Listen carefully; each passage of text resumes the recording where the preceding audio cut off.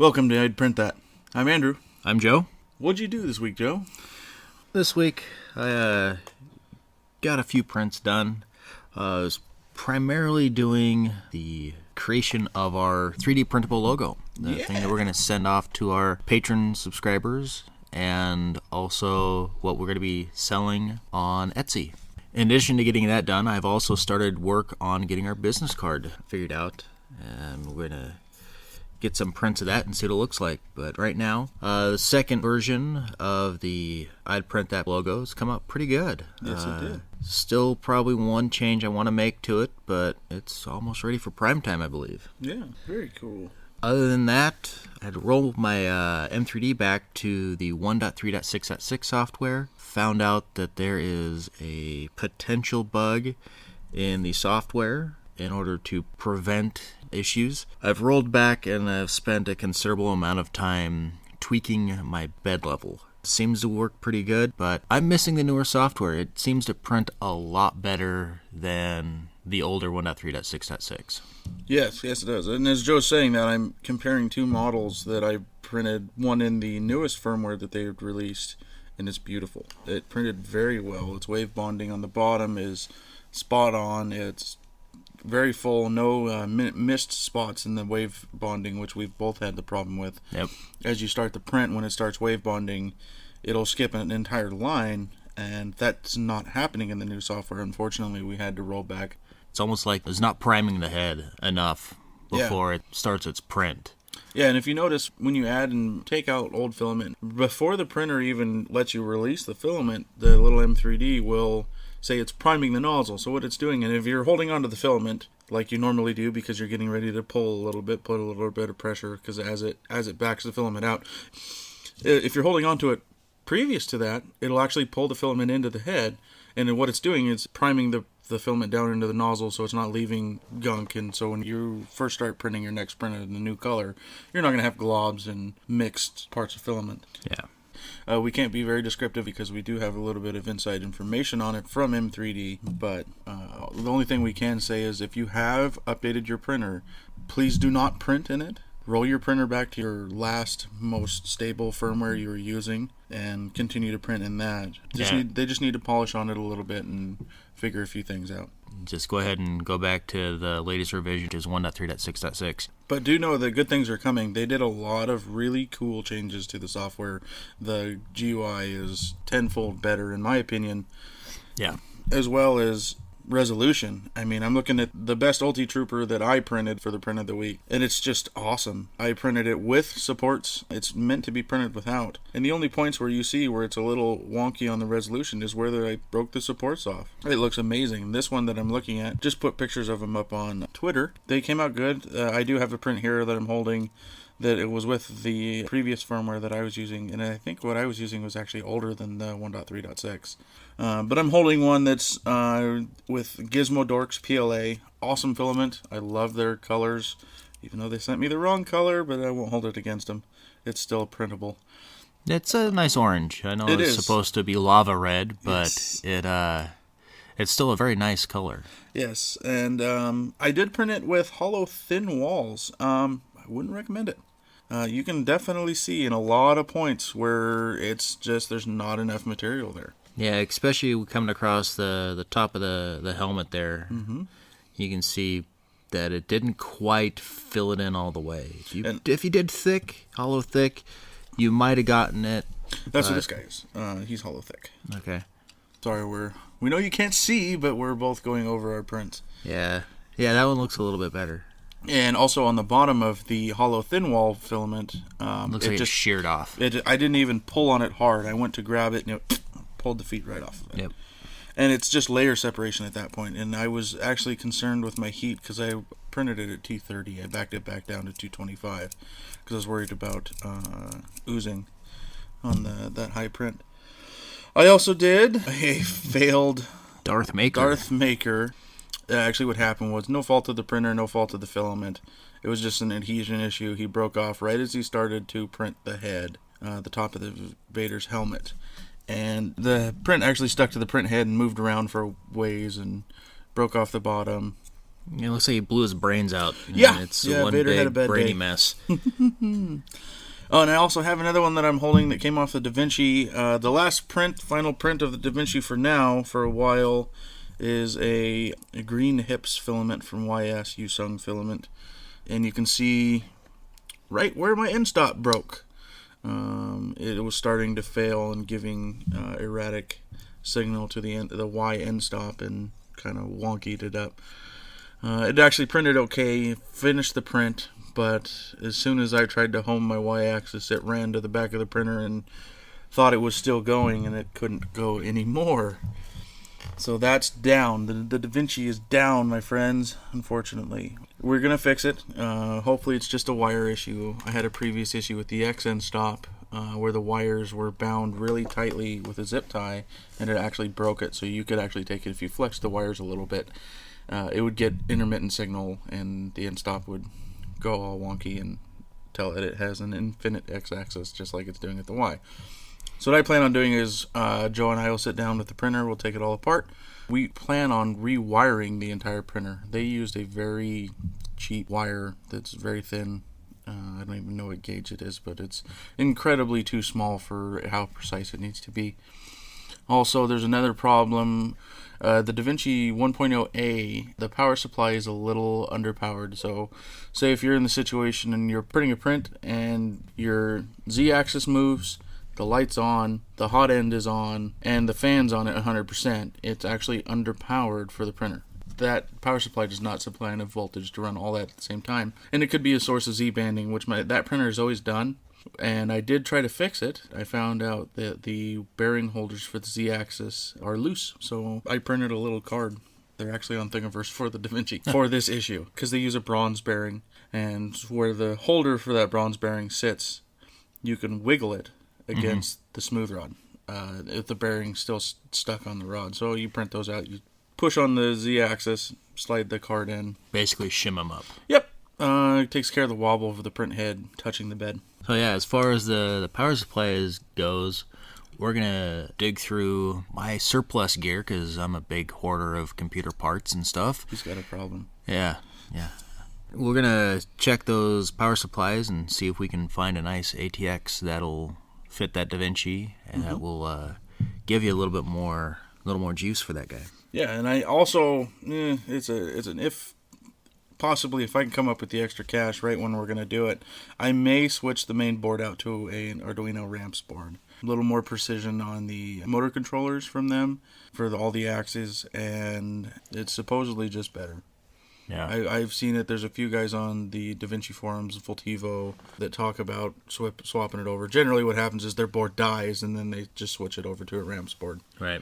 So we'll look into it. We'll report on the next week's podcast on that. But for right now, the Da Vinci is down, so you'll only see prints from me from the M3D. Yep, and it'd be same for me also, because that's all I have. So we've saw some pretty cool things in the news this last week. Very cool things. One of the cool things that I found, it was a little bit earlier in the week. Over in Northern Ireland, there was a toddler who was in need of a kidney transplant. They used 3D printing to solve an issue. They were taking this 3-year-old toddler, and they wanted to take an adult kidney and stick it in this little child. Mm-hmm. But in order to do that, they had to try and find a way to fit this large organ in this little baby. As well as not just little at the time, the developing. Right. As you know, as a baby, I mean, everything develops, and there has to be room for this large kidney to move around as the child develops. So what they did is they took a scan of the kidney, 3D printed it, and then took a scan of the toddler's chest cavity and printed that, and used those 3D objects to find out how to fit this kidney into the toddler. They figured it out, they performed the surgery, and it worked like gangbusters. She's doing great. Yeah, it's amazing. Love to see this kind of stuff. There's an endless amount of things you can do with printing. This is one of the amazing things that's happening. I mean, it'd be easier if we could actually put the organ in there and see where it could fit, where it could grow, and it just worked. I mean, And say they saved a 3-year-old toddler's life. That hits home for me because I have kids. I have 2 young girls. But knowing that technology like this is being able to help people and save kids' lives, and not that we're a part of that side of 3D printing, but being a part of the community and getting it out there and trying to make it more of a household thing, it feels good. It really does. Yeah. And speaking of prints helping people out, the United States Air Force approved a 3D printed part for their AWACS. Yeah. That's really cool. I mean, we're getting traction beyond the normal spectrum of just 3D printing Darth Vader and a Stormtrooper. These are usable things, and beyond it just being a usable thing, this is our military being able to use their own products that they have to develop what they need, and much cheaper. Right. And when I say AWACS, that's the Airborne Warning and Control Systems. What it was, it's, nothing super complex or anything. It was basically a plastic end cap for a seat armrest. But rather than have the part designed and engineered and built and cost tens of thousands of dollars potentially, they could just take and design it in CAD software and print it out. And as they say in the article, the manufacturing feat is an early milestone for the Air Force's road to save money and time using 3D printing to repair and maintain their aircraft. I mean, like Joe said, it's not a big milestone or anything. Right. It's an armrest end cap, but somebody's accepting it. The good old boys club of the military is going, wow, this is a viable thing. And it's not necessarily a milestone as far as like replacing parts, but it is a milestone as far as cost saving. Oh gosh. Because, there's pieces out there that can be 3D printed, used to replace, missing or damaged pieces of hardware, and can be done at a fraction of the cost. Oh yeah, and I mean, these aircraft are large enough, they could have a printer on board. Oh yeah, yeah. And I mean, NASA's doing it. They have a printer up in the space station. The only issue is, though, would be vibrations from the aircraft. The space station, it's probably not very bumpy in space. No, not really. Not a lot of turbulence. Depends on if the Star Destroyer's coming, but... Oh, yeah. If you have if TIE the fighters coming for you. Yeah, if you have TIE fighters coming in, you're going to want to beat feet. At least they're not trying to do the Kessel run in under 12 parsecs. Star Wars reference, check. Both Joe and I mutually feel the same way. It's just really neat to see it coming to fruition for everything. Yep. And another thing, Harvard has come up with a 3D printed material that they're printing plants that shapeshift in water. Yeah, they're calling them 4D prints because they have to be special. They're Harvard. They can take and do 3D printable circuit boards and things like that, so you can actually fit these in compact locations. You put your circuit board together, it will curl up or react to the environment, and then it'll fit in special areas. So you're not limited to just a big flat fiberglass square with copper circuits on it. Other things they're looking at is smart textiles, soft electronics, biometric devices, and even tissue engineering. Yeah. There's a very cool write-up on it, and they have a little video of the shape-shifting architecture moving and also their printing method of it. It's pretty neat looking. Go check it out. We'll link it on the blog. Another thing that I saw, showed it to Joe right before we recorded, is sculpt-able 3D printing filament. Now this is post-printing, you're able to sculpt it. All you art nuts out there and sculptors, this is right up your alley. Pay attention, kids. Yeah, and it's the video they show is a small T-Rex that they 3D printed. Above and beyond like ABS printing, you have the acetone smoothing. I mean, this guy literally just wipes it smooth, all the layer lines you can see in it, and starts putting contours and skin. Starts carving, scales, adding bumps, a whole 9 yards. It's an entire process that allows him to do finish and detail work on this 3D print. I want to see more of this. Yeah. And the people that are making this 3D printer filament is Adam, and I'm going to butcher his name, Beane, B-E-A-N-E, Industries. They're hoping to enable you to post-process your print by sculpting it. Check them out. Give them a view. They got a neat little YouTube video up of them sculpting the T-Rex head. Well, it almost looks like they're working with clay. Yeah, it really does. And the level of detail that they're able to sculpt into this is, so it's not, you think, okay, well, it's hard plastic, you can only do so much. No, it looks like Tyrannosaurus skin. Whoever's doing this is taking their time, and they're doing a really good job. It really does look like clay, but it's actually a 3D printed base that they have smoothed and carved on. Mm-hmm. It does require hot tools to work with it. Yeah, it looks like they use a little Bunsen burner or something. They'll heat up a little sculpting tool, and they'll carve on it with it. Yeah, but I doubt what you're thinking. You're going to have to get this thing red hot. No. Probably just a couple seconds under the Bunsen burner, and you're moving. Yeah, it doesn't look like they spend a whole lot of time over the heat. They just heat the tool up, and then they kind of go to town. So it's no different than if you have a paintbrush. Yeah. You just you dip your paint in the paintbrush and go to town. You're pretty much just dipping the tip of your sculpting tool into the flame, and you're off to sculpting land. Yeah. And speaking of printers, there's a company that's up in Vancouver, Canada. This is another thing that came out of CES. They have developed quite possibly the world's fastest 3D printer. It's a SLA style printer, so it uses a little vat of liquid and the UV laser for curing. But they were showing down at CES where they were taking prints of the Eiffel Tower. This is a print that would take about 3 hours on your standard run-of-the-mill SLA printer, and they were doing it in 15 minutes. And there's really no compromise to quality. Yeah, it looked amazing. I mean, the Eiffel Tower is one of the big test prints that you see on SLA printing because it has the very intricate mesh structure of it, and it came out just as well as I've seen the Ember print it from AutoCAD, the Noble from XYZ. That looks really good. Yeah, and the company that's doing this, like I said, they're out of Vancouver, Canada. It's New Pro 3D, and it is amazing. They've got images online, videos, which we'll link to. To watch this thing work, it's spectacular. It's basically like it's lifting the model right out of the goo. So, I mean, it's not like your normal SLA printers where it's just kind of, you see it working and it comes out kind of slowly. It's very fast. It's kind of mind-blowing. One thing I'd really would love to strive for us to be able to do is go to CES next year. Yeah. Well, and because this company's in Canada, Vancouver. It's not a far drive for it. Vancouver is 8 hours, yeah. An 8-hour drive.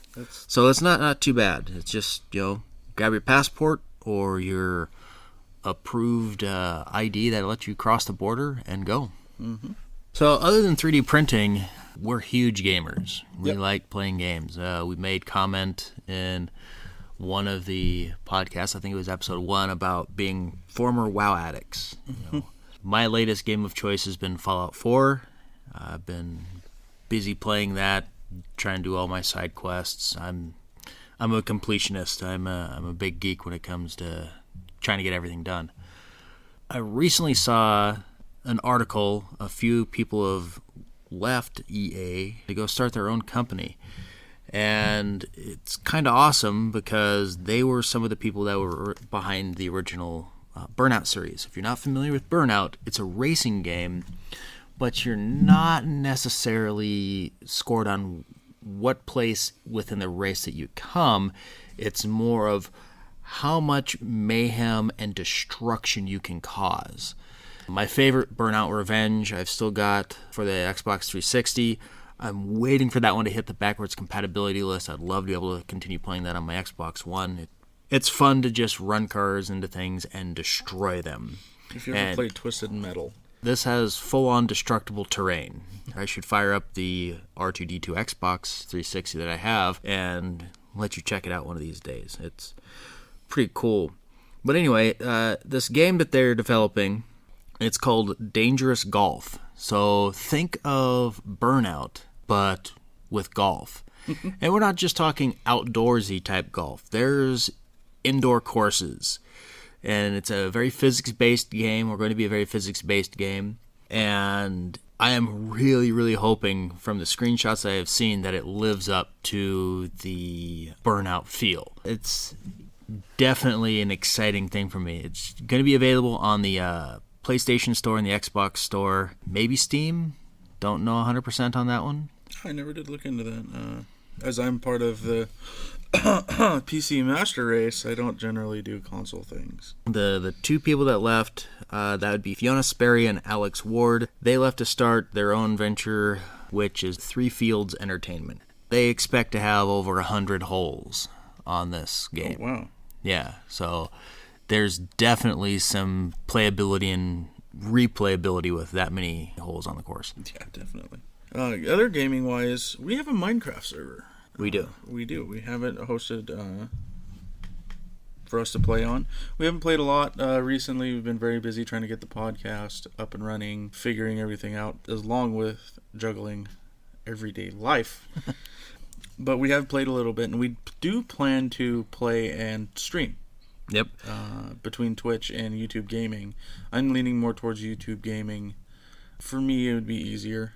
Twitch is also a definite viable option for us. It's not just, us running around smashing blocks and building things. Right now, we've been in the middle of getting our home base set up. This is where we're going to start Twitching or YouTubing or whatever streaming platform we decide to use in the future. And we're going to make a Minecraft recreation of Erebor from the Hobbit series. Yep, and if you don't know what Erebor is, or if you can't quite remember, that is the dwarven stronghold that Smaug takes.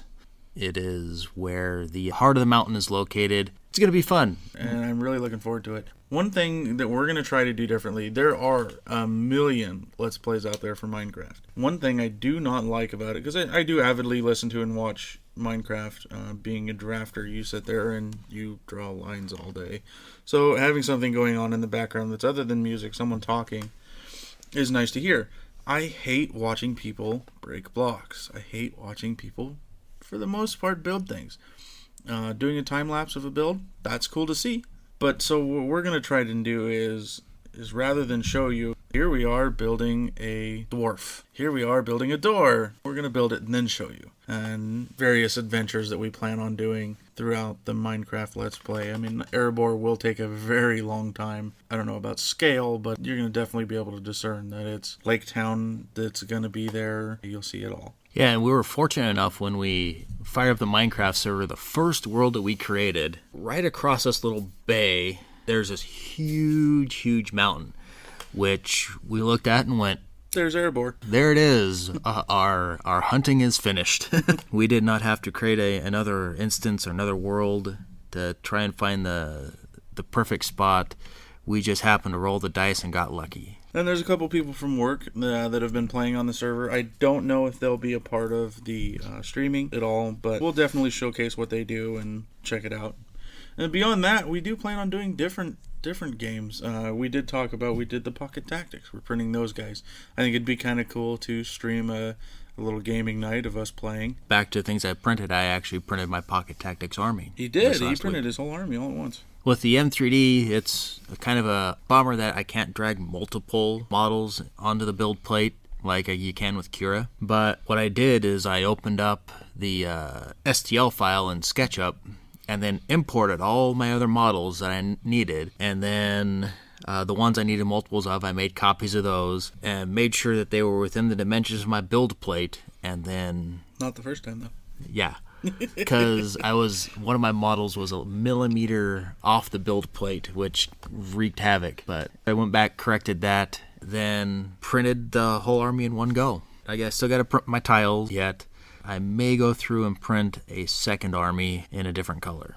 Oh yeah, that'd be cool. Just so I have options. Well, and we're also going to have to print things for the fellows at work that are going to try to play with us, because they obviously don't have printers. Right. So we'd have to print a couple different sets, and they all have different players, and they have different player sheets. Yep, different abilities and all that fun stuff. Personally, I'm printing the originals, the original ones that Dutch Mogul came up with. And actually, what I noticed is they're quite a bit smaller than yours. Yeah, actually, I was looking at those when you got here today. I was like, those are a little smaller. Yeah, but they are mighty. They may be small, but they are mighty. You keep telling yourself that. I have to. But anyway, yeah, we'd love to do that stuff like that. And I've never been able to play D&D, and I've been trying Joe to talk him into doing a D&D game forever. But maybe I can talk him into it, and maybe we'll stream a game at night of D&D gaming. If Joe can do it, because now there's peer pressure of the internet. Oh, yeah. Well, it might not be D&D. It could be Savage Worlds. It could be something, but it would be a tabletop role-playing game. Yeah. Speaking of gaming, that kind of brings us into our print of the week for this week. Yes, it does. It's actually a game. It is. It is Siege, S-E-E-J. And basically what it'll be is 2 catapults with 2 little brick walls and a flag. And the object is to shoot down your opponent's wall. You shoot marbles out of your catapults. 14 millimeter marbles? Let's see. Yep. 14 millimeter marbles and size 32 rubber bands to for your firing mechanism for the catapult. But yeah, it's just little. You print the blocks out for your wall, and you print your flag, you print your catapult, and then you shoot marbles at your friends. Yeah, be careful. Do not shoot your eye out. Don't shoot your eye out, kid. There's also, actually on Thingiverse, because we found this on the randomizer through Yegi, like we spoke on last podcast. But these are found on myminifactory.com. We'll link the actual print. But also on Thingiverse, I've seen that there's ballistas. I've got one in my like list, actually. Yeah. So we'll have to print out a few things, and maybe we'll even add our own spin on it to where you have multiple weapons, and then you roll a die to give your percentage on which one you can use. Yeah. And another cool thing you might be able to do is I saw a little thing to make a mini assassin's crossbow. Take a couple of little hair barrettes, you break them up, use some art floss, and then it shoots Q-tips. So that may be cubicle warfare for the office. I might go through and try and make some mini ballistas also to incorporate into this. To see if you can get some scale wars going on. There you go. So yeah, that's print of the week. We'll stick with the starter set. We'll print out the wall and the catapult, and then we'll build on it from there. But hopefully in the next episode of the podcast, you can hear us shoot marbles at each other. You won't be able to see it, but we'll have pictures on the website. Yeah. For us, like I said earlier, I'm a PC guy. I did buy an Xbox One, had it for a while. At some point, it actually ended up sitting on top of one of the Da Vinci's and gathered a bunch of dust, and I said, you know what? I need a new PC, and I started PC gaming. Mine's an older Intel i7, probably one of the first generations. It's a quad-core processor running about 3 gigahertz. I've got 12 or 24 gigs of RAM. I can't recall off the top of my head. Hard drive's nothing special. It's a traditional, SATA hard drive, a couple terabytes. The big thing in mine, I have NVIDIA reference 970 video card. It is a beast of a video card. There isn't anything that I have come across yet that I cannot run at full resolution. And besides that, I use 3 monitors with a Logitech 500 series keyboard. I think it's like the 510, and an old school Razer Copperhead mouse. And it's a wonky mouse. I tried to use it the other day and I couldn't. It was totally derpy for me. It's not the T-Rex claw style that I'm used to and that I do. It's very streamlined. I have banana gorilla fingers, and my hands are not made for that. Yeah, this mouse is pushing 10 years old. It's a nice laser mouse, and I've used that since Soldier Fortune 2. So what are you running? For me, actually, I came across a really good deal on this machine. It's a Vishira 8-core AMD that runs at 4.2 gigahertz. Yes, it's for poor people, but I'm an AMD guy. There's something definitely to be said about the processing speed of an Intel, but I haven't run across anything that my AMD ever even chokes on. Anymore, it's a price thing for the most part. You're buying a lot of brand with Intel.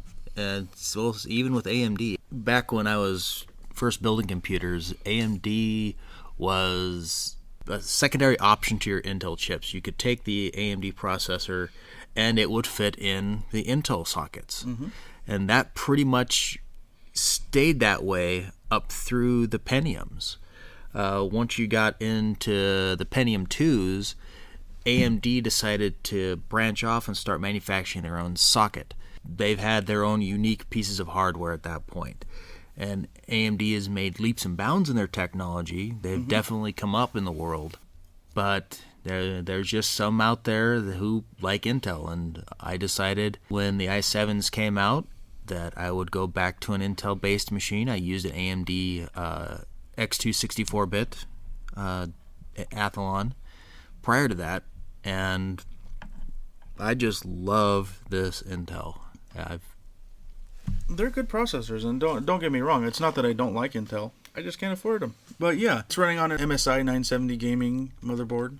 Really cool little board. I love their heat sinks. The audio that comes out of that thing is awesome. I don't have to have a sound card in it. And I'm not much of an audiophile myself, so I generally am fine with whatever the I/O gives me.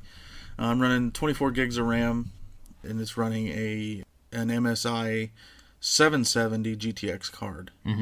So not as beefy as Joe's 970, but it still runs everything full spec. The only actually problem I had so far, and it wasn't even a problem with the card not running a game, was Star Wars Battlefront. Joe and I got a hold of the beta, and we were very, very excited to play. And I think it took me about an hour and a half of downgrading, upgrading, finding drivers, and I was frantically, all I wanted to do was play this stupid game. Yeah, that night, my wife and I got on, and Andrew was on. We're on our little Mumble server that we've got, and we're chatting back and forth, and I'm waiting to log in, and he's like, all right, guys, something's going on with my video card. I'm trying to work it out. He goes, you go ahead and you go play.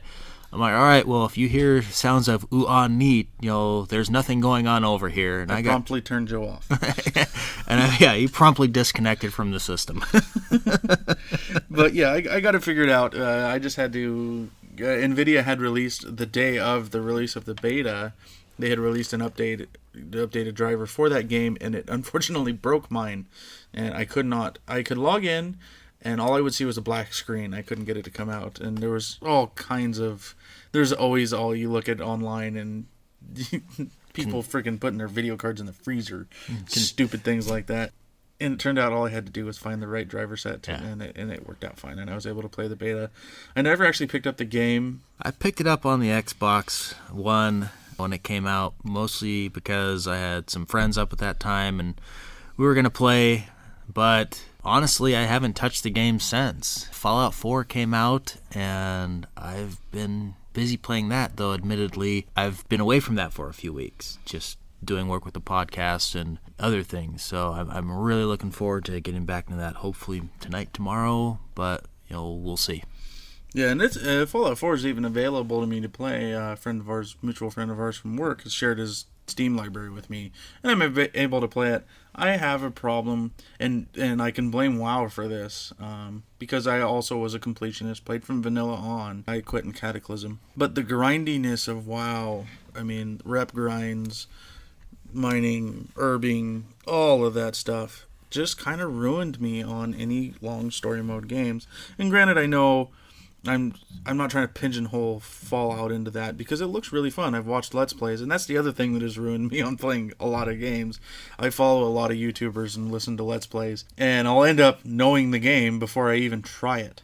That's the thing that I avoid. I avoid anything that tries to spoil these games I'm playing. I will go as far as to yell at people at work. Oh, he does. He's very touchy about it. You got one guy at the office who likes to come in and, oh my God, did you see this in this game?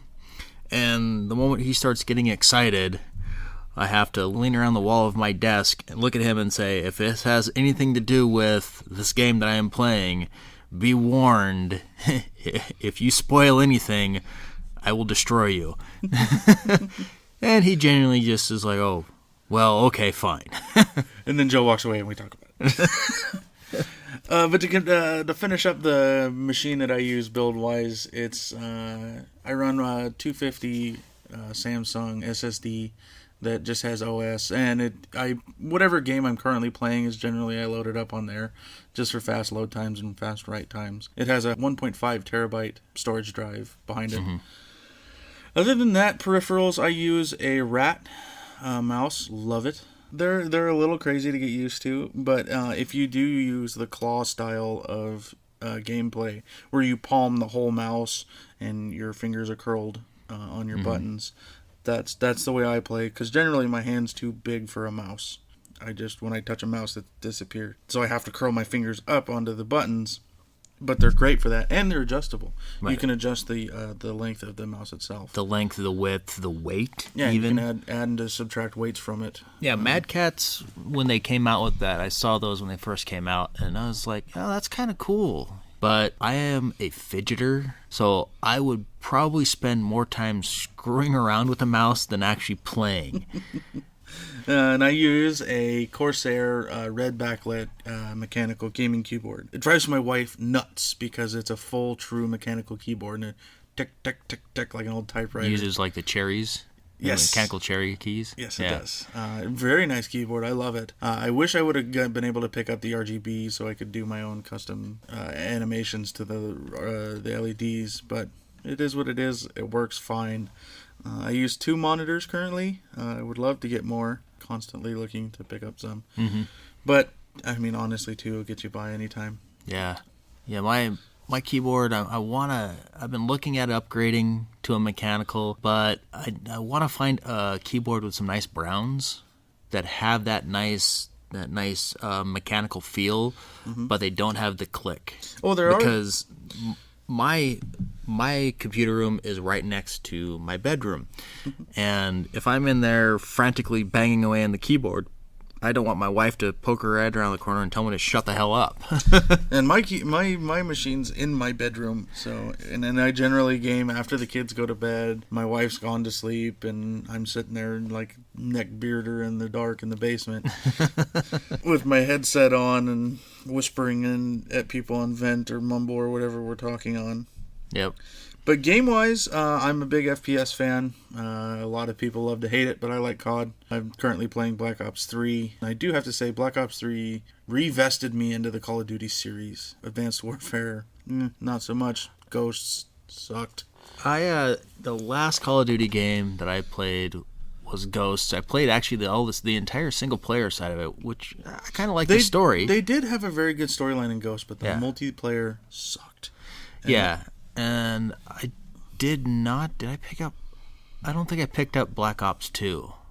Black Ops 2 was fun. The original Black Ops was really fun. It just kind of... Yeah. It brought you back to the old, like, COD 4 style of gameplay. Yeah. It was fun. My wife really enjoys Call of Duty. I like the Battlefield series, mostly because the maps do not feel like they're really, really small. In Call of Duty, the maps feel like they're really tiny, and it's a very fast gameplay style. I'm not knocking the fast gameplay style. I do like that at times.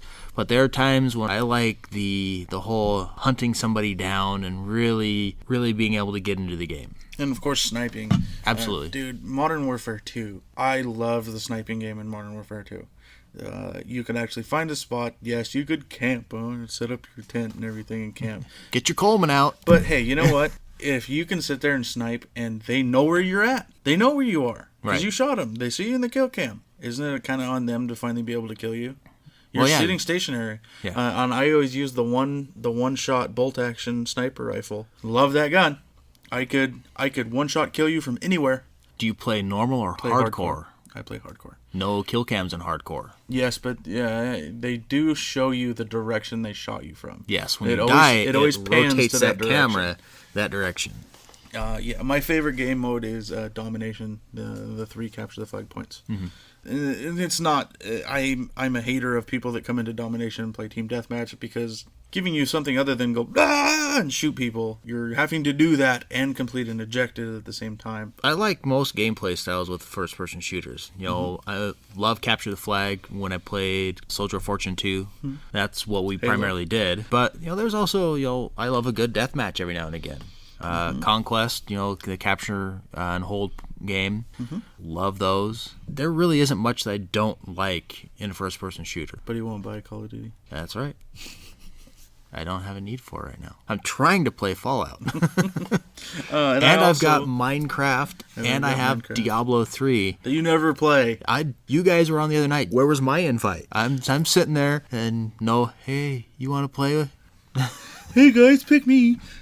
We'll play. We'll play tonight. And Rocket League. Rocket League. Rocket League is fun. If you have not played Rocket League, go pick it up. It is a very inexpensive game, and it is basically soccer with cars. Yes, and you can fly, and it's fun. You I stick bought to the walls. DeLorean when it came out. It's awesome. Other than that, I generally don't have time anymore. I've generally been scared of MMOs.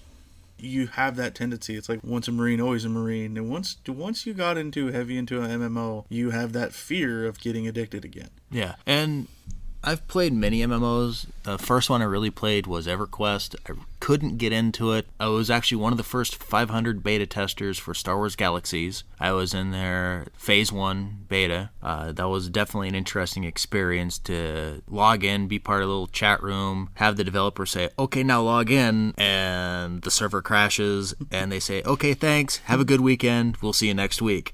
We'll try next time. They would use that data, reprogram the servers, you'd show up again the next week, and finally you'd get in and you'd be on the surface of Tatooine, but there's no buildings. So you're standing there with a bunch of other people before the server crashes, and they would come in and be like, okay, we want you to try battle stance, or we want you to try this other thing, and you'd go through and you'd give the positions and poses a try. Well, one of the coolest things that they did in the early betas, they spawned a crate dragon. Uh-oh. This thing was enormous. And we're all like, what do we do? And we all started shooting and fighting and dying. Lots and lots of dying. Still got my old screenshot. It was fun. It was a fun beta. That's back when beta testing was like, the closed beta testing was a thing, and they actually took that data and fixed it. Not like anymore, they just do the massive open betas that almost anybody can get into. Well, they still do the closed betas. They still have those. When I was under Galaxies, I had a non-disclosure agreement. I could not talk about the game to anybody. Mm-hmm. The most that I could probably do is say, yeah, I'm beta testing it, but there's nothing else that I can say. I can neither confirm nor deny. Right. Played that. I was playing WoW. We both beta tested WoW. Yeah, I was in the open beta for WoW. Previous to ever knowing each other existed, but... Yep. And then I've played a couple other MMOs. The last one that I really got into was Old Republic. Mm-hmm. I tried to rejuvenate and play that again, but I couldn't. I really couldn't get into it.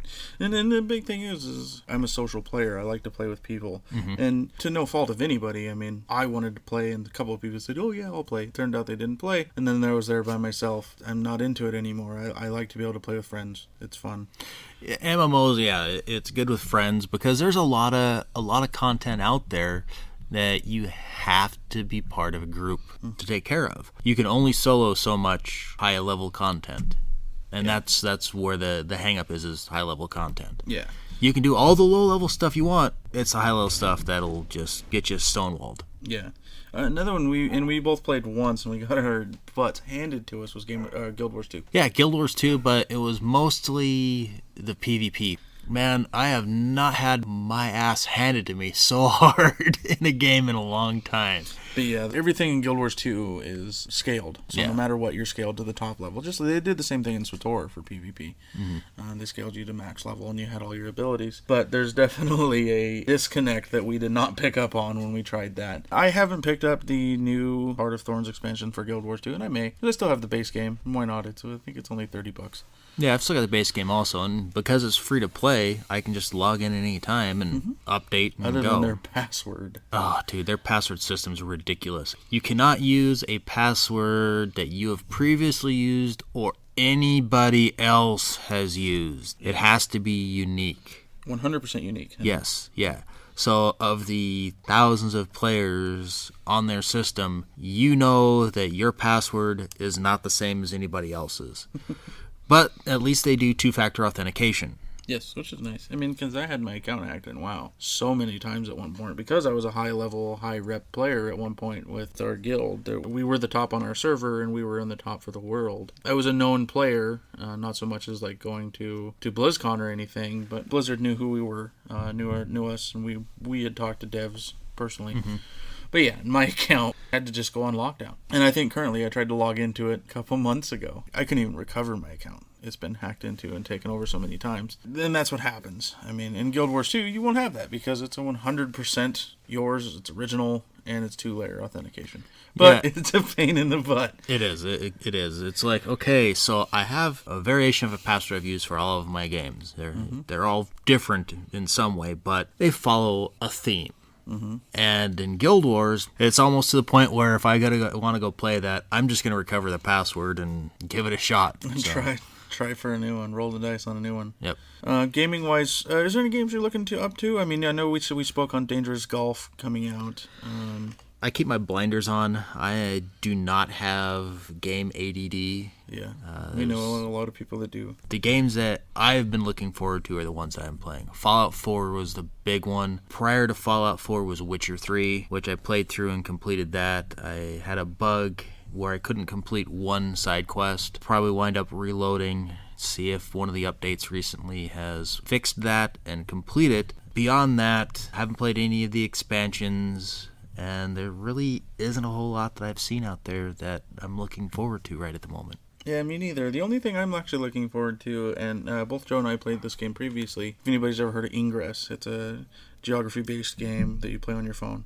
We both got disenchanted with it by people in the community. But the people that developed Ingress are working on Pokemon Go. It's a geographic-based game that you're catching, fighting Pokemon. If you ever played Pokemon, the games on your Game Boy back in the day, or even the current games.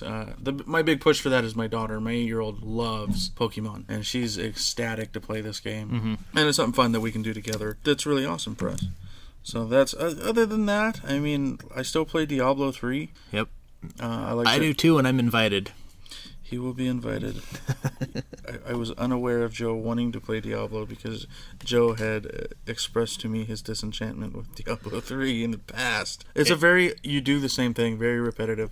It is. And it's not necessarily, disenchantment with the game in itself. It's when you do that every night for a month. Yes. And there's no variation to it. It gets a little monotonous. It does. And as a pastime, I don't have any issues with it, That's why every season I pick a new character. I've never played the same. Actually, I take that back. I am mistaken. In the same season, I created a duplicate of a character, but it was a wizard. That goes back to WoW times. I'm very partial to mages. Mm-hmm. I played a frost mage. My gamer tag online, if you ever run into me, is Frosty, because I played a frost mage in WoW. And it's been Frosty forever. But I've duplicated a wizard once, just because the high damage, and I like a caster playstyle.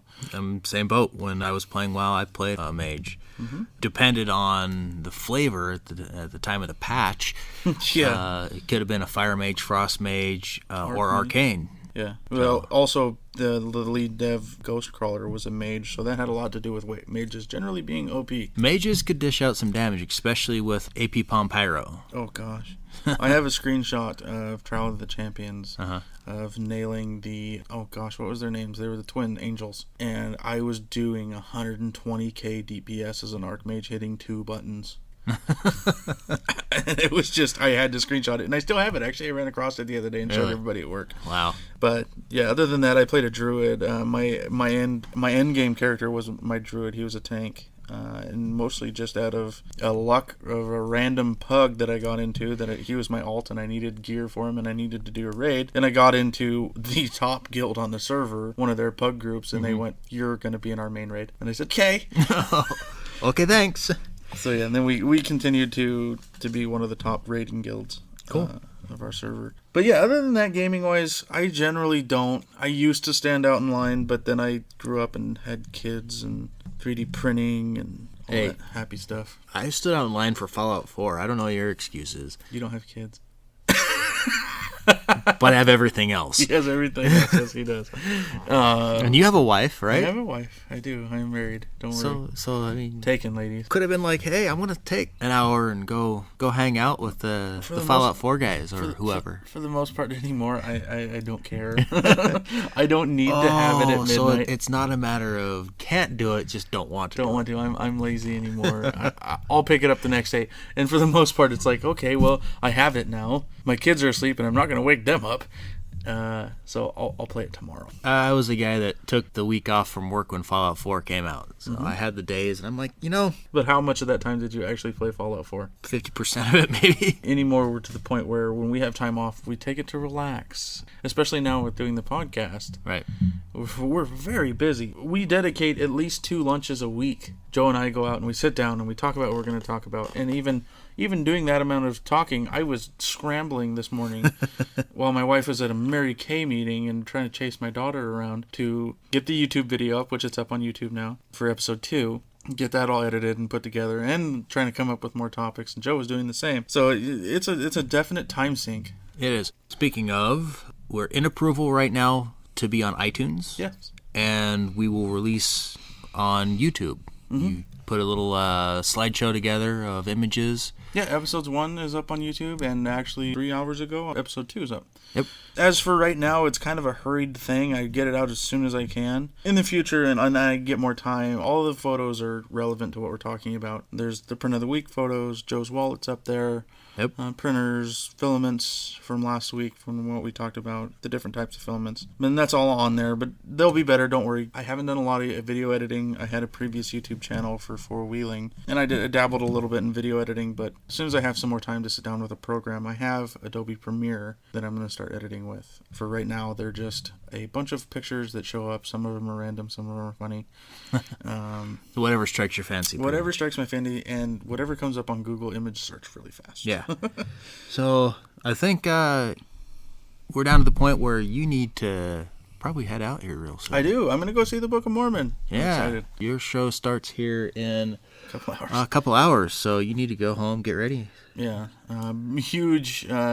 We've never really talked about License X, License TV, but I'm a huge Matt Stone, Trey Parker fan. Yeah. And so is Joe. I've watched South Park since it came out, and I've wanted to see the show, and my wife was able to procure a couple tickets for my birthday, and that's what we're going to go see tonight. Let me know how it is.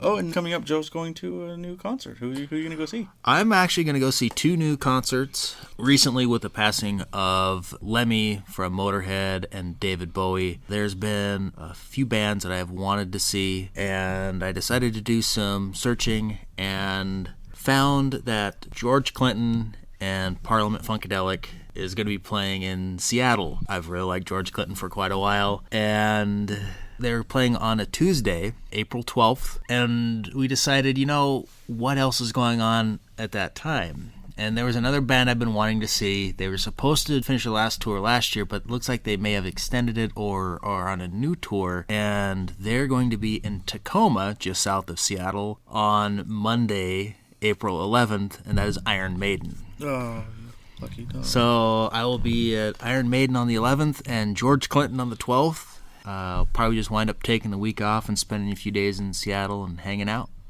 So yeah, very cool. The stars were in alignment on that one. I was very surprised. It couldn't be 2 more different shows that I am seeing, but my wife and I are very excited to go see both of them. Very cool. Yeah. As far as that goes, I think that does it for this week. I'm Andrew. I'm Joe, and remember, if you can imagine it, you can print it.